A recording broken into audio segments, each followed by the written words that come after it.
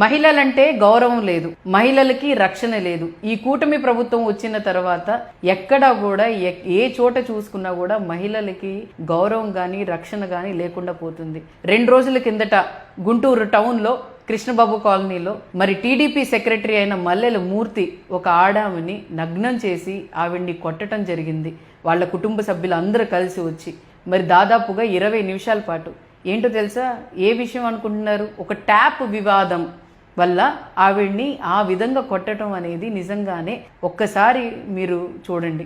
ఎందుకనంటే ఈ కూటమి ప్రభుత్వంలో వాళ్ళ నాయకుల దగ్గర నుంచి కింద స్థాయి దాకా కార్యకర్తలు మమ్మల్ని ఏం చేస్తారులే, మమ్మల్ని ఎవరు ఏం కేసు పెడతారులే అని చెప్పి అహంకారం మదంతో ప్రతి ఒక్కళ్ళు కూడా ఉన్నారు. ఎందుకనంటే పైన చెప్పేవాళ్ళు లేరు, కింద వాళ్ళు ఇష్టారాజ్యంగా మరి వ్యవహరిస్తున్నారు.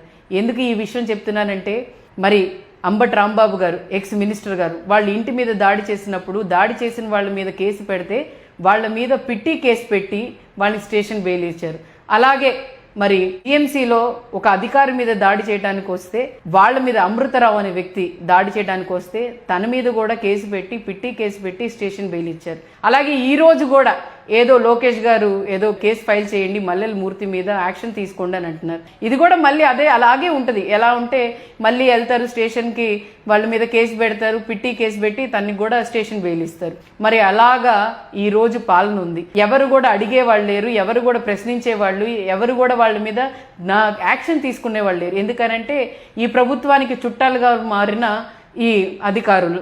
మీరు చూసుకుంటే ఒక మహిళ మీద దాడి జరిగితే అక్కడ ఉన్న స్థానిక ఎమ్మెల్యే గారు గల్లా మాధవి గారు ఏం చేస్తున్నారు, అలాగే ఆ ప్రాంతంలోనే ఉన్న ఉమెన్ కమిషన్ శైలజ గారు ఏం చేస్తున్నారు, అలాగే హోమ్ మినిస్టర్ కూడా ఒక లేడీనే మరి అనిత గారు ఏం చేస్తున్నారని చెప్పి ఒకసారి అడుగుతున్నాను. అలాగే దాదాపుగా గుంటూరు జిల్లాలోనే మరి 3 మినిస్టర్లు ఉన్నారు. అలాగే లోకేష్ గారు కానీ, లేకపోతే మరి పెమ్మసాని చంద్రశేఖర్ గారు కేంద్ర మంత్రి గారు కానీ, అలాగే నాదళ్ల మనోహర్ గారు కానీ, ఇంతమంది మినిస్టర్లు ఉండి సీఎం గారు ఈ ప్రాంతంలో ఉండి మరి ఈ విధమైన ఘటన జరగటం నిజంగానే బాధాకరణం. మహిళా లోకం అంతా తల దించుకునే విధంగా ఈ రోజు ఈ రాష్ట్రంలో నడుస్తుంది. ఖచ్చితంగా ఆ కుటుంబానికి వైఎస్ఆర్సీపీ పార్టీ అండగా ఉంటుందని చెప్పి తెలియచేస్తూ